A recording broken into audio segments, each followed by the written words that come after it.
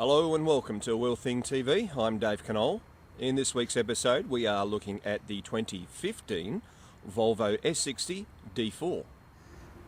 It's a good looking car, the Volvo. Go back a few years and all we saw were boxes. Now we've got beautiful curvaceous looks, a teardrop shape, a longish nose and a truncated rear.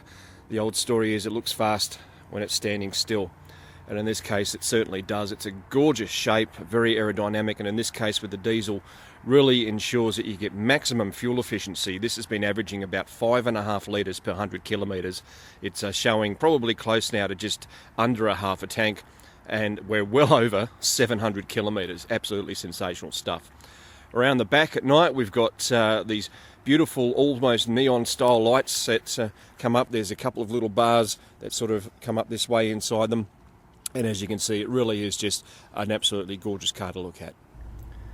On our LCD screen, as with all Volvos, you have a choice of looks in regards to the themes, for example. And in this case, we're currently sitting on Eco. And if we hit a little button just on the end of the indicator stalk here on the left-hand side for the Australian market, you can see that we've got a choice that'll come up of Elegance, Eco and Performance, which changes the look as you rotate through. Also on the non-touch screen, center console screen as well, let's select Performance, and then once we've done that we can then rotate through a whole bunch of other information as well through the car, including little things like that. And as you can see, 720 kilometers worth, with probably getting close now to a little bit less than a half a tank of fuel used. Absolutely sensational stuff economy wise in this particular car. Still have an intense dislike for the look of the console here. It's very busy, not entirely intuitive, especially when you're trying to do something on the road. Of course, it's all about road safety. You probably shouldn't be doing certain things, but sometimes you have to. But a real benefit for the Aussie market, especially in the colder weather that we do have, there is heated seats for driver and passenger, and very, very quick in how they heat up, and very, very efficient too.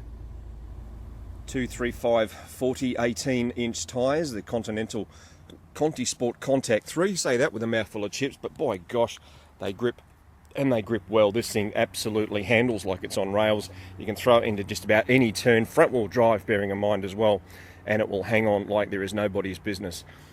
At the front you've got the radar sensing equipment, the parking sensors, and up here in the upper part of the windscreen also the radar sensing stuff. Basically the whole idea about how that works is that you can preset your cruise control and the car will slow down and accelerate as necessary, but also in all of this equipment on the inside it'll flash up just up there in the dash.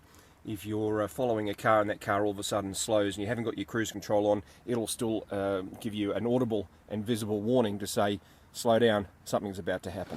133 kilowatts, 350 newton meters from the 2-litre diesel. Front wheel drive does a great job of handling all of that torque.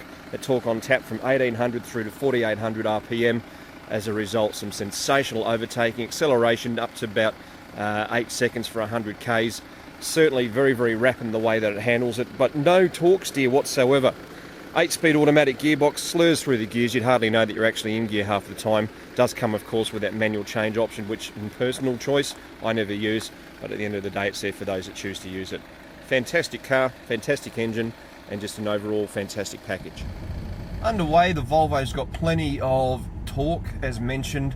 It's a very fluid car to drive, very quiet, and even when you're giving it a good hard acceleration, it's not all that noisy compared to some other brands with their refined diesels, maybe due to some noise cancelling or some insulation, take your pick. There's also a swag of equipment on board as per usual. There's the auto stop start system, which personally doesn't really make too much of a difference to me, but you can turn it on and off, which is great. You've got your parking sensors, of course. There's your lane change, your blind spots, all those kind of things that Volvo will pack the S60 with, and it really does make it for a really great driving experience, and of course a whole lot of safety. On the road, the Volvo S60's got great suspension. The tyres, as I mentioned earlier, hold on. They're almost like Velcro, limpet, super glue, everything like that mixed in together. The suspension itself though is taut, it's got a very sporting sort of orientation to it, and yet at the same time you don't feel as if you're having your back shattered and your teeth rattled or anything like that. There's enough compliance in the suspension to dial that out.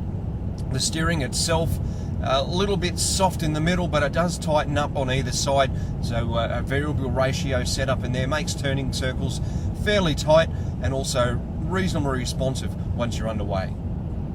The S60 range starts at just under $50,000. Contact your Volvo dealer for specials, and of course volvo.com.au for all the information about the car. In this case, the D4 really is one of the best cars that I can get from Volvo. It's one of the best cars I think in its range that you'll be able to drive. The diesel is just an absolute cracker. It's so flexible, so tractable in the way that it works, and of course that economy is just unbelievable. You could very easily, I think, go from Sydney to Melbourne on a full tank and probably have a little bit to spare. That's how good it is. Volvo rate it at 4.9 kilometres on a combined cycle per 100 kilometres. That gives you an idea of just how good. For Wheel Thing TV, and a very impressed one this time round, I'm Dave Canole.